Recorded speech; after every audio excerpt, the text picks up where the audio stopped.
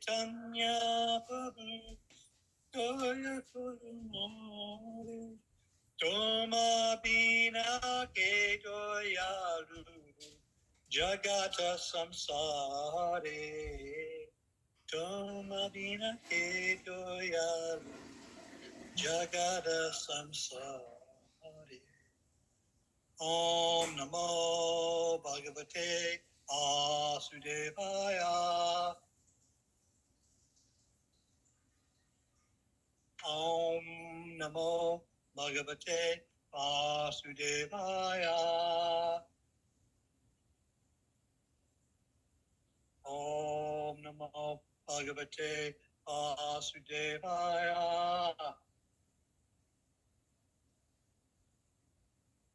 Jaya Jaya Shri Chaitanya Jaya Nityananda Jaya Greta Chandra Jaya Gora Bhakta Vrinda Jaya Jaya Shri Chaitanya Jaya Nityananda Jaya Greta Chandra Jaya Gora Bhakta Vrinda Jaya Jaya Shri Chaitanya Jaya Nityananda Jaya Greta Chandra Jaya Gora Bhakta Vrinda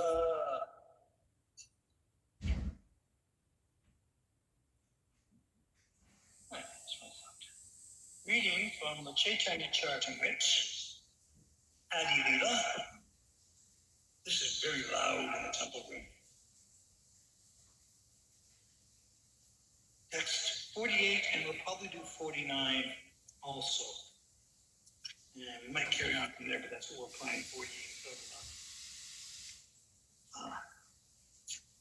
Naivo Panya Prachitam Kaviyas Pratashe Rama Yupisa Kritam Yujo Ula Samata Yontar Bahistanu Kritam Astubam Vibhuvam Acharayam Chittavapuso Swadgatam Yak Viti.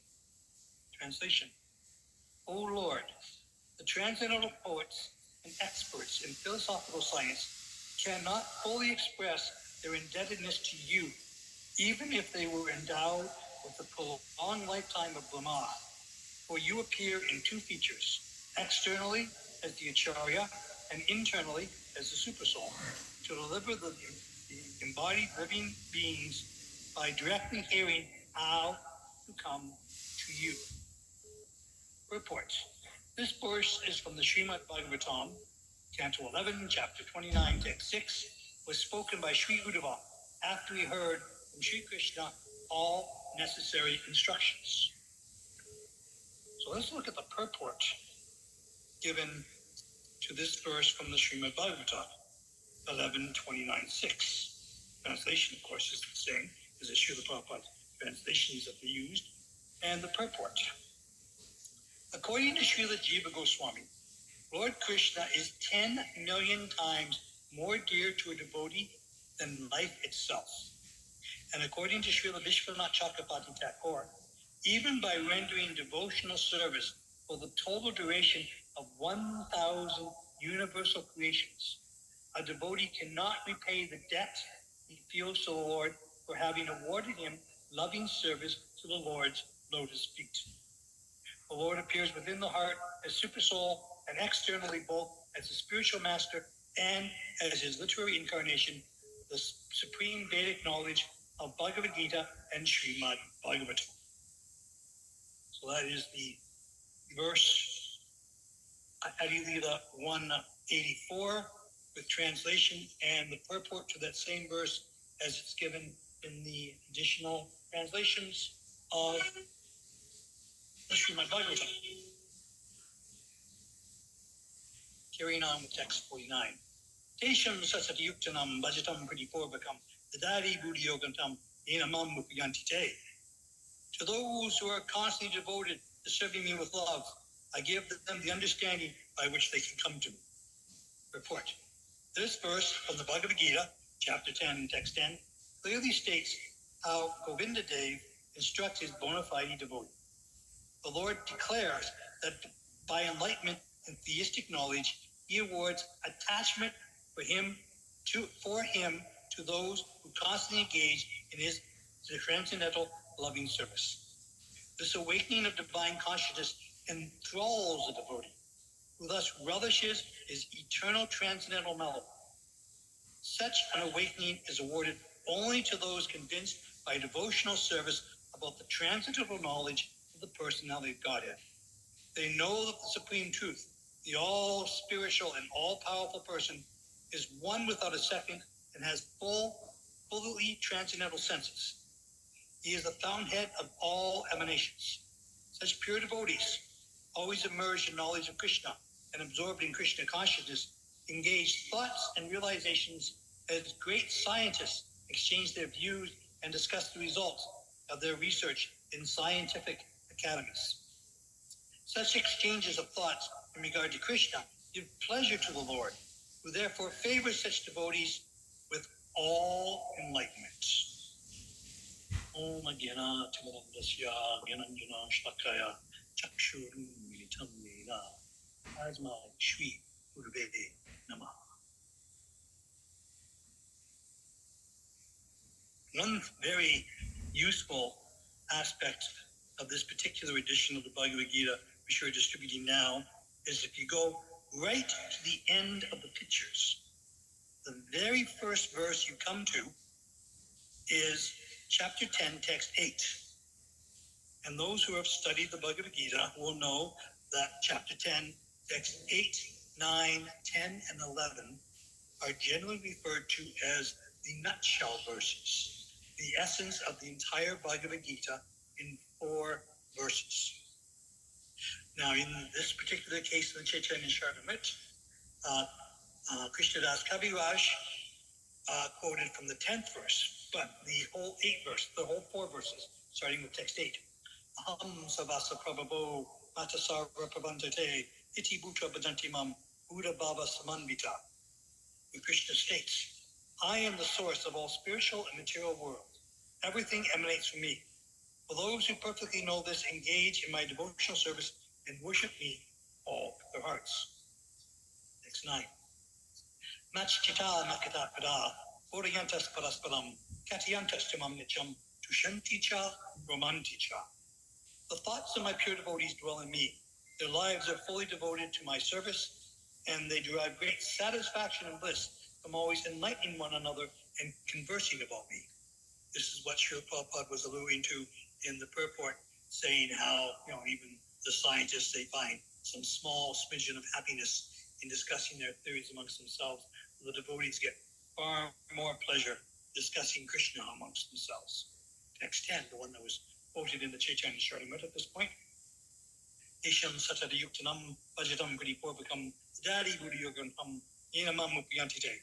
For those who are constantly devoted to serving me with love, I give the understanding by which they can come to me. Then text 11. Tesham evanukam partam alma jnanamam tama. Ashangamya abudasto jnanadipena basvata. To show them special mercy, I, dwelling in their hearts, destroy with the shining lamp of knowledge the darkness born of ignorance. That's basically those 4 verses sum up the Gita. So if these verses really should be at the fingertips, at the tongue tip of anyone who is engaged in a process of active preaching, because there Krishna himself sums it all up. In other parts, simply to give glory to his devotees, Krishna allows Arjuna to give a list of those great personalities who recognize Krishna as the Supreme.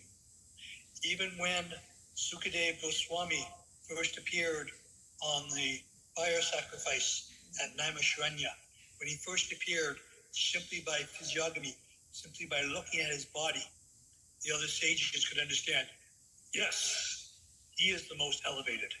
And when they put the most elevated person on the seat, he started speaking about Krishna. So this is, and those who are in the audience, be they bhaktas, be they sunyavadis, be they nirvisheshas, be they Vajananandis, be they Ghostanandis, be they yogis, whatever their status, they derived great satisfaction and bliss from hearing these discussions. Now, it's really interesting because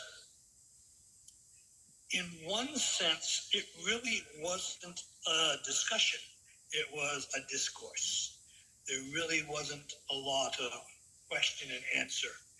When one studies many of the discussions in the Upanishads or in the Puranas, they tend generally to be conversations. In the Greek tradition, these conversations are called dialectics, or discussions between two people or one person in a group of people. Although the discussions themselves were not necessarily conversational, in fact, they were two-way, they included many historical instances where the discussions were bilateral, and they did transfer back and forth between one person and another. Throughout the entire, even when Vidura retired from the city, from the life of being a prince, which he was sort of, kind of, but was, he found himself a spiritual master, and he sat down to hear these discussions from them. And when Sukadev Goswami started speaking, he started discussing the discussion, which was transpiring between Sutta Goswami. So Sutta Goswami was saying, it was Sukadev Goswami was speaking to Maharaj Parikshit, discussing what was going to happen and getting him ready for the 7 days when the bird snake would then bite him and cause his death. And again, this was a discussion because there was given and then there was class. There was given and there was class. A very nice example of this is at the beginning of the 6th canto. And Sukadev Goswami and Parikshit Maharaj did this several times, but this is the one that's coming to mind right now, where Parikshit Maharaj asked a question.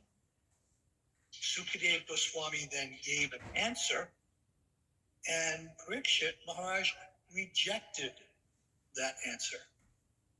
No, that doesn't. And this was a test. And finally, we got to the point where Sukadev Goswami was sufficiently pleased that Parikshit Maharaj had been paying attention. So he then gave the final conclusive answer.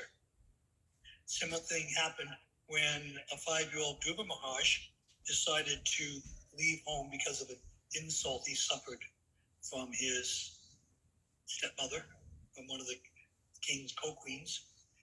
And Narad Muni then told Dhruva Maharaj, oh, you're just a young boy. Just forget about all these things. Just go home and play with your toys and carry on with your studies, and don't let this bother you. But Dhruva Maharaj, and again, Dhruva, the name itself means steady, fixed, determined, unflinching. Dhruva Maharaj refused. He said, no, either give me the instructions I need to carry on with achieving my goal, or get out of my way and give me someone else who can and will give me these instructions so I may progress further in achieving my goal.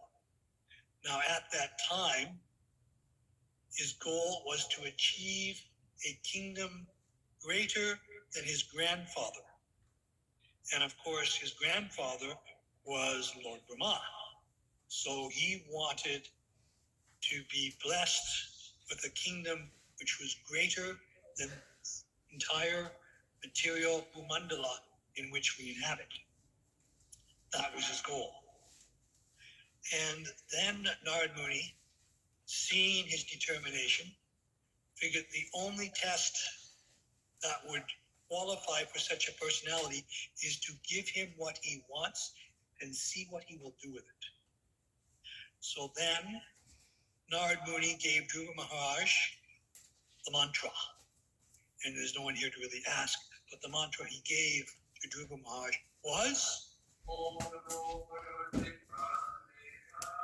Correct. Om Namo Bhagavate Vasudevaya, which appears also at the beginning of the first canto and also at the beginning of the second canto as the invocation. As the invocation. So at the beginning of the first canto, it's the invocation to the first canto and the entire Srimad Bhagavatam, entire Bhagavad Purana. But it also, what's he saying? If you have questions, come here. He's doing service. I will take questions.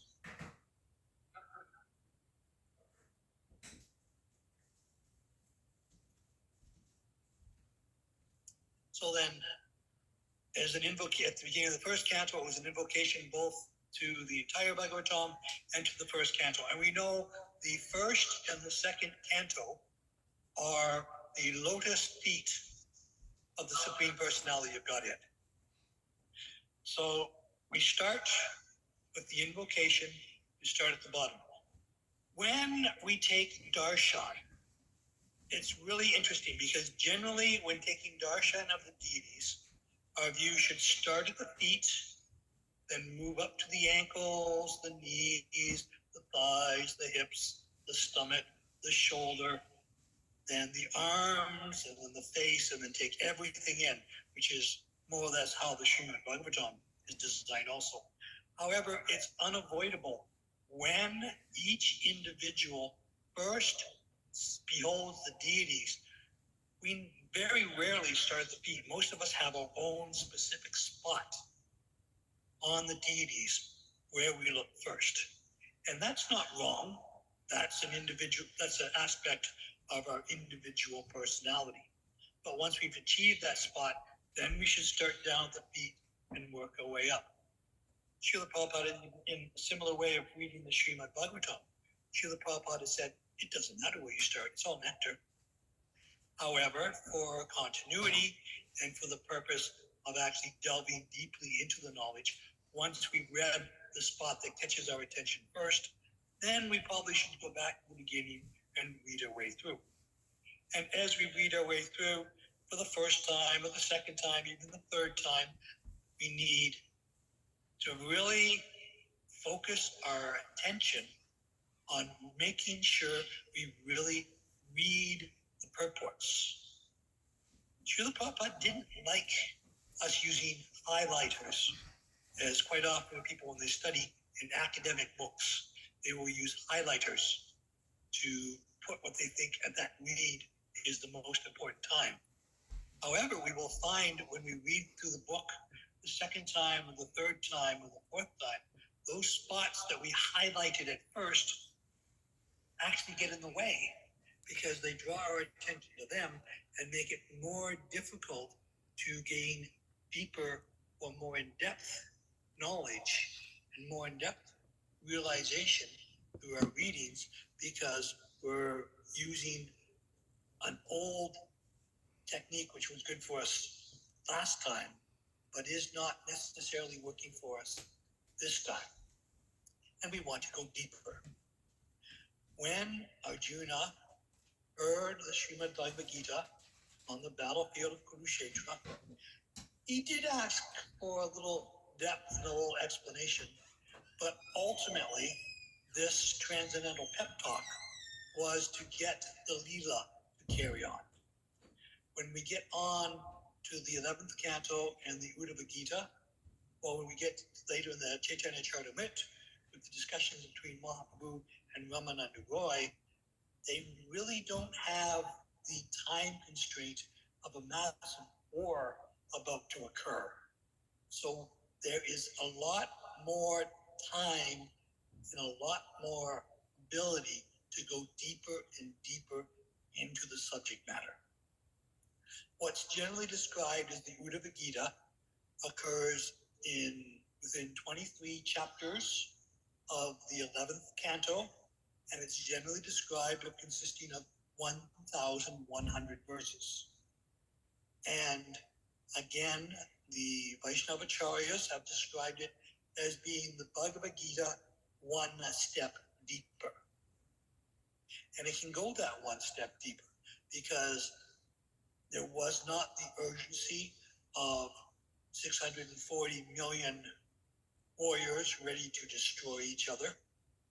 There wasn't the urgency of everybody lined up and ready for the battle to commence.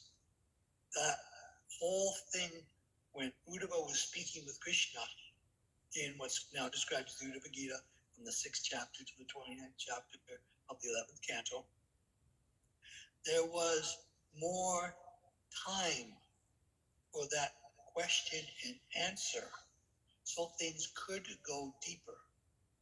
Now, of course, in the Uddhava Gita, it's still the disciple, Uddhava, asking Krishna, the ultimate guru, the questions.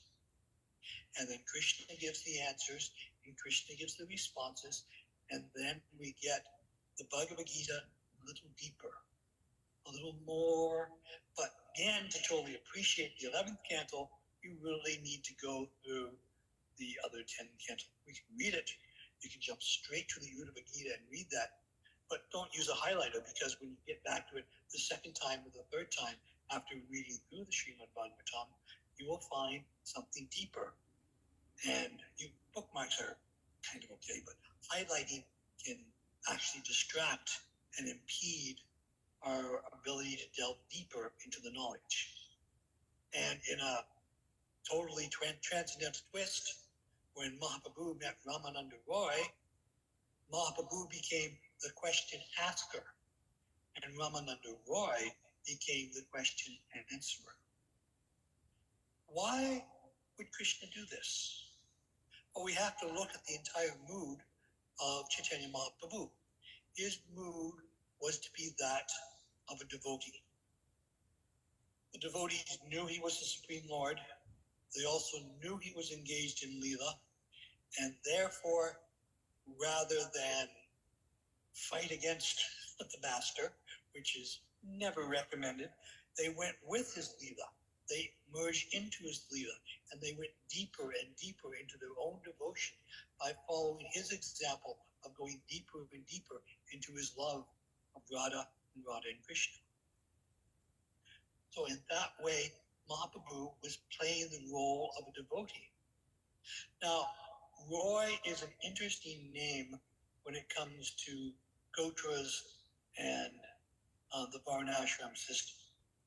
In some parts of India, Roy is looked upon as a Sudra. And other parts of India, Roy is looked upon as a mid-class Kshatriya, an administrator, or some sort of a judge, or some sort of assistant to the minister or to the courts. But either way, Roy is never really taken as a title by a family of Brahmanas. But here we have Ramananda Roy from what apparently seems to be a mixed Gotra, but he is taking the position of Guru. He is given the position of Guru by Mahaprabhu himself. And this is meant to fill several different options. First of all, it's setting the entire stage for the Krishna consciousness movement to come to the Western world. Because even people who might have come from Indian lineage, but especially all the multitudes of those who did not come from Indian lineage, that does not disqualify them from taking on the post of a Brahmana. In fact, Srila Prabhupada, several occasions, has made it emphatic that he wanted every one of his disciples, and ultimately his grand disciples and their disciples, to take on the role of being Guru, to take up of spreading Krishna consciousness. This aspect of awakening the dormant soul, Jiv Jago, Gora Chandra Bole, wake up sleeping souls, Lord Chaitanya calls. This whole aspect of waking up is a functional role of what the Guru does. So we are acting on the instructions of our Guru and on the guidance and the shelter and the instructions of Srila Prabhupada. We are attempting to awaken individuals. There are some so-called spiritual groups who claim they engage in no preaching. And when the time is right, the individual will automatically awaken. However, Srila Prabhupada referred to his books as transcendental time bombs. And if we can get that book in someone's hand and they put it on their bookshelf, ultimately someone's going to pick up that book and they're going to open that book and they're going to read that book and their mind is going to explode. Just because that transcendental time bomb has now awakened in them. Were they ready and they found the book? Was the book sitting there ready and waiting on the trigger? Both are correct. But the importance of preaching and book distribution, that is our main goal and our main function. And next Sunday, we're going to have a great opportunity for some really, really good quality and good personal cleansing activities in the process of book distribution. So Lord Chaitanya had Ramananda Roy acting as the Guru to more or less set the basis for ISKCON coming to the Western world, where everyone is not dependent upon birth or race. It's all dependent upon consciousness. And if we engage in the proper consciousness, then we are suitable to act as the instructor for anyone. The next reason, there's unlimited reasons why Krishna does anything, but another reason why Mahaprabhu had Ramananda Roy acting was to glorify Ramananda Roy. Lord Chaitanya, Krishna himself, Mahaprabhu, actually prefer to have their devotees glorified rather than being directly glorified themselves. Now, this is a complete opposite of material consciousness. In material consciousness, it's always the aspect that, oh yes, I am here, worship me, acknowledge me, bow down to me, sing my glories, tell me how great I am. And it's true, as an act of devotional service, Krishna does enjoy having the devotees remember his position as the supreme and sing his glories by the Vedas and by the poems of the previous acharyas. But even more so, Krishna enjoys having his devotees glorified. And by this little speck of awareness into the Supreme's consciousness, Mahaprabhu then set Ramananda Roy up to be glorified. Another reason why Mahaprabhu had Ramananda Roy act as the teacher was because Mahaprabhu was acting as a devotee. He was not acting as the Supreme. He was playing the part of a devotee. And as we know from the nutshell verses, which I read early, Janticha Romanticha, the devotees get great satisfaction and bliss from conversing amongst themselves the glories of the Supreme Lord. Mahaprabhu appeared as a devotee to experience that bliss of loving and serving him. So in that mood of loving and serving him, he is sitting down with another devotee and they are exchanging thoughts, ideas, realizations, understandings of the eternal relationship between the Supreme Lord and his devotee. And even if the Supreme Lord wants to play as a devotee, then it's our position to facilitate that Leela and allow that to occur, because our position is to serve. And in serving the devotees in general, there is nothing better than discussing Krishna Lila. Again, last minute I've been put in charge of dealing with the philosophy at the Yoga Experience booth.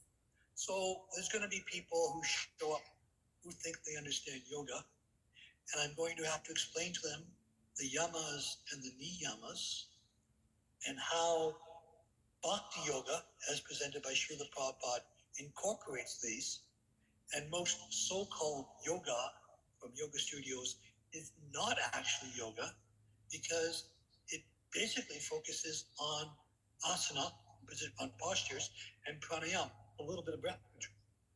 It forgets the other 8 aspects, the other 6 aspects of the 8. And the foundation of everything is the yama and the niyama. We in ISKCON, under Srila Prabhupada's guidance, have the 5 yamas. We have ahimsa, the whole process of no meat, no fish, no eggs. Basically, when Prabhupada gave that instruction, we understand it includes prasadam, but the word prasadam isn't even in that instruction. It's the basic bare minimum. Just no meat, no fish, no eggs, no insects, no slugs, no worms, yada, yada, yada, yada, all those things. But the word prasadam doesn't even appear there yet. Right? Then we have no intoxication, apramata, which is one of the 26 qualities of a devotee given by Mahaprabhu, where the word, it includes intoxication, but apramata basically means being sober, sobriety, being sober in not just refraining from intoxication, but in abstaining from frivolous and pointless action, and putting all our focus towards moving forward in our Krishna consciousness. The next one is Devanam. Now, actually, Devanam. Devanam in Sanskrit means the instructions given by the guru or the devatas or higher spiritual authorities. That's Devanam. Then we have short A in front, Adevanam. And short A in front, Adevanam, means gambling. It also means mental speculation. It means taking again, it involves frivolity, but it means taking things on the mental platform, on my mental platform, as being accurate and correct. So it's 180 degrees from Devanam. Now you show that short A of Devanam into Devanam. You've gone back 180 degrees, so it's a 360 degrees upward spiral.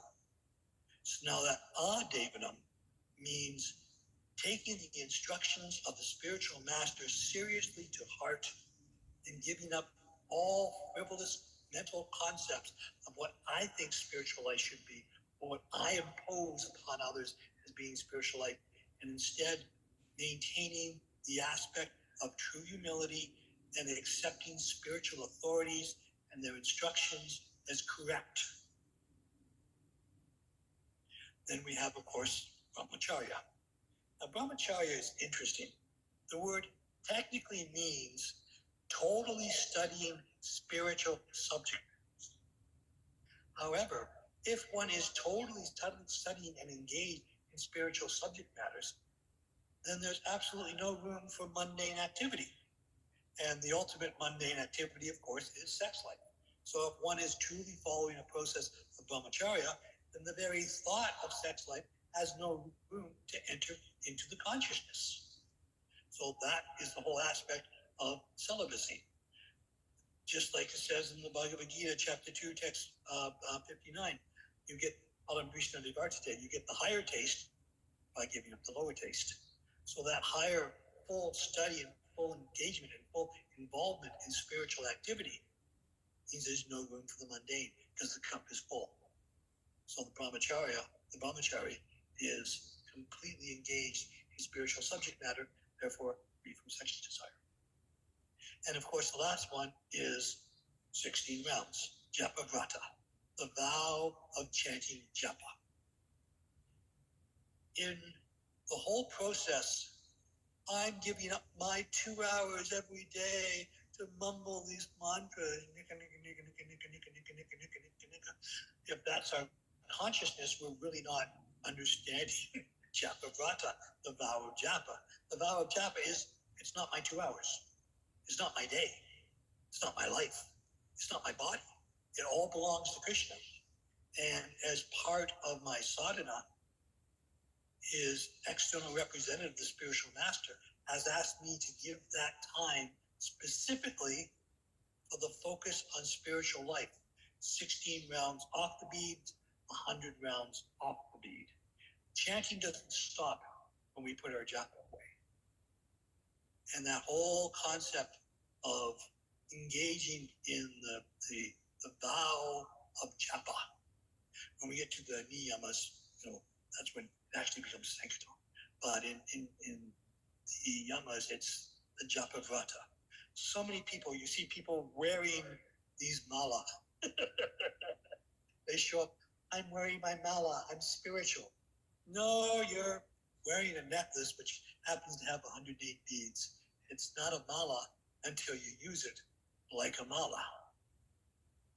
There was one person in particular, they would be wearing this mala, and they were saying how it came specifically blessed for them from a Ganesh temple in Indonesia, and the mala broke, and so they mailed it back. But they never actually used the mala, they just wore it, thinking somehow the energy is going to spirit. No, that's the process is active engagement, not passive. And the active engagement is to pick up our japa, not a clicker. Pick up our japa and go, Hare Krishna, Krishna Krishna, Hare Hare, Hare Ram, Hare Ram, Ram Ram, Hare Hare. And anyone who has chanted for 2 hours knows you can't do that unless you naturally develop some aspect of pranayama, some aspect of breath control. The breath control is going to naturally happen. And it's not going to be a breathing process self-imposed or externally imposed by other sources. It's going to be a naturally occurring breath process which works for my body so that I can engage in this service without running out of breath. It's going to be a natural, organic, personalized, very personal breath process engaged in my japa. So the japa already brings us to the process of breath control, of pranayama. And of course, sit properly. The other one, which I had so long forgotten, but I found again in a lecture by Srila Prabhupada, is he taught us about Dandavat Pranam. And he said that most yogis cannot properly do Dandavat Pranam because it requires the humility of putting the head on the floor. And putting the head on the floor means accepting that there is a superior to myself, be it the direct superior of the person I'm bowing down to, or my spiritual master, or the supreme spiritual master, whatever. That all involves the process of accepting a superior. And the vast majority of so-called yogis, or people who practice yoga, can't do it. They can't do it properly. They cannot submit their head to being below others. They're at by their process of asana and pranayama, not even actual yoga, is actually fueling, inflaming the ahankara, the false ego. That's the yamas. Then we have the niyamas, which Srila Prabhupada lists in Nectar of Devotion as the 5 most important aspects of devotional service, of sadhana bhakti. The first one being Sankirtan Yajna. Now we ended the yamas with chanting, and we start the niyamas with chanting. And someone could ask, well, isn't that being redundant? Well, it's not being redundant for 2 primary reasons. First of all, the chanting is so vital and so important that repeating it as an instruction is paramount to our understanding the process of Bhakti Yoga.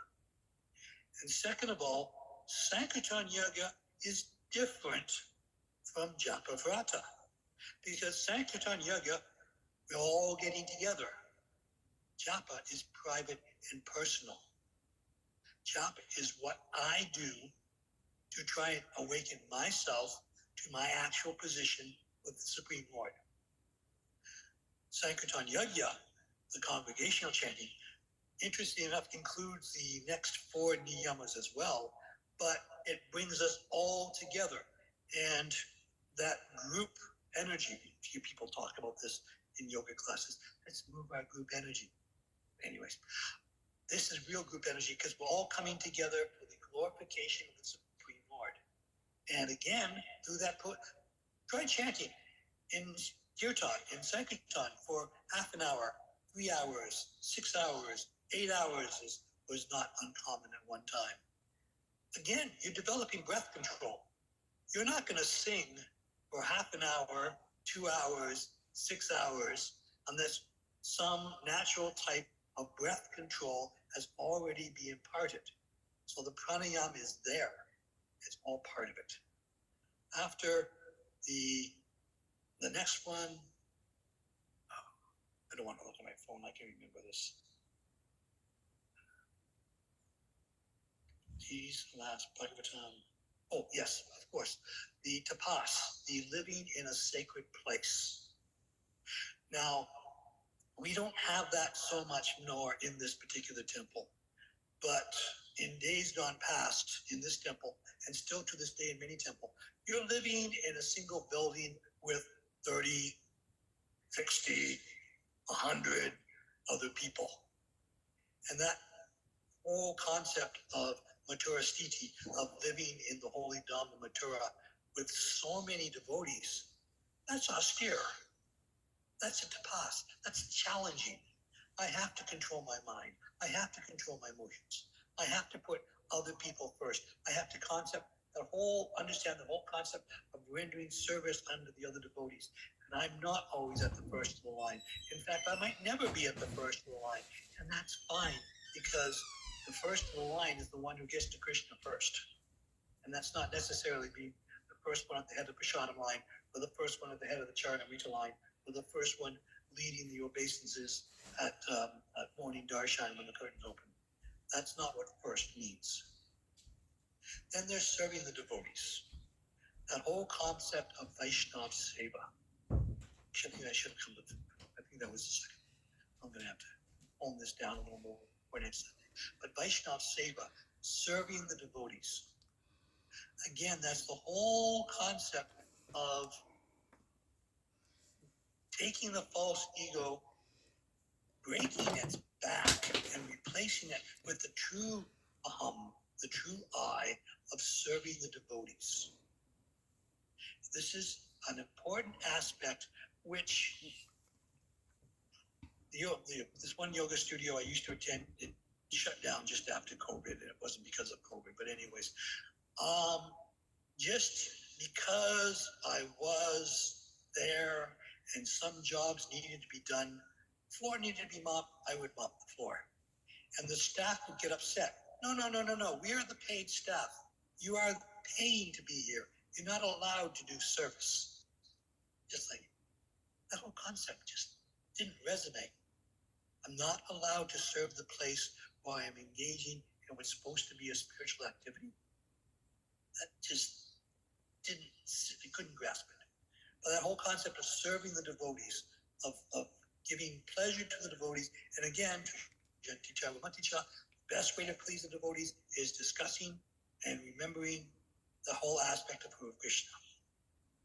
Then we have Bhagavatam Didi, or studying Srimad Bhagavatam, which when we read Srila Prabhupada's book and we listen to his lectures, we understand this is the actual swadhyana. This is the actual self-study. Because by studying Bhagavatam, we see all these different aspects of our own material consciousness, and we see how the process of spiritual life can lift us out of there. Maharaj Puranjana is just such an amazing story. And sometimes when we hit that chapter of the Bhagavatam, we lose in morning classes, day after day, we lose the whole depth of what's actually being there. But that needs to be read a lot. The story of Maharshi Pranjana. And even though it's in the Bhagavatam, there are two stories which didn't actually happen, in the sense that the stories were told, they were meant as allegories when they were told. The story was told, that happened, but there was no actual king called Maharshi Pranjana. And Maharshi Yati, in the story of the he-goat and the she-goat, again, it's factual that the story was told, but the he-goat, she-goat was an allegory which was told. So the story, in one sense, never actually happened. Anyways, that's a side step. But understanding, reading Srimad Bhagavatam and all the Vedic literature, the concept of understanding who I am, that's Vajnana, that self-study, that self-realization. And then we will finish off with Morti Seva, or Ishvara Pranadhan, the process of understanding and serving the Lord. We have that directly. It's not dry philosophy.